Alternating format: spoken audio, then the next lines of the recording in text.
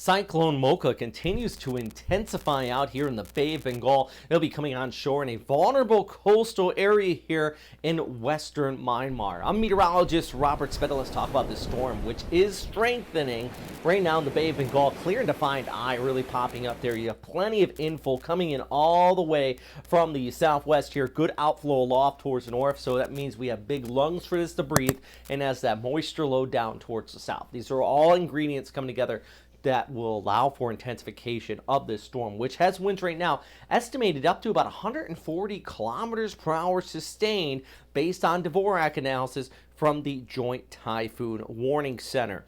Take a look at that track as this edges off here towards the north, rolling through the Bay of Bengal. It is going to be intensifying. We could have sustained winds nearing upwards of 200 kilometers per hour. One of the strongest storms in recent years out here in the Bay of Bengal, up to about a Category 3 on the Safford-Simpson scale if it does get up that high. Some slight weakening prior to landfall, but after it comes on shore, you're going to be looking at that storm surge threat in the right front quadrant, heavy rainfall even pushing further inland as well. Do want to note dry air coming in on the western side, so that's good news, very good news for these low-lying areas here on the delta there in Bangladesh, where, you know, this is extremely vulnerable area.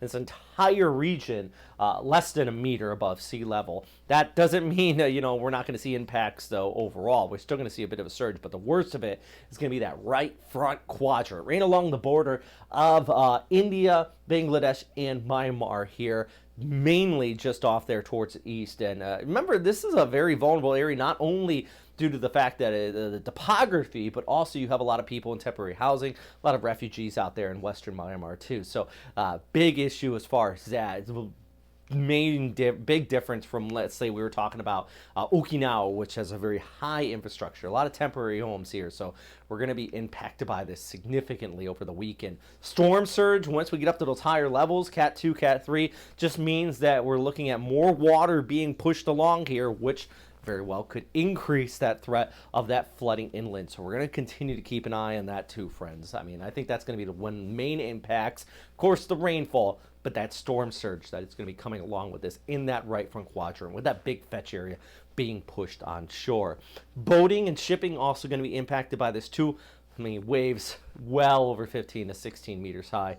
That is a rough go at it for anybody traveling out and about, but definitely significant impacts out here. I'm going to keep you guys posted on this tropical cyclone Mocha as it continues to strengthen over the next few days. But number one thing, of course, is stay safe out there, friends.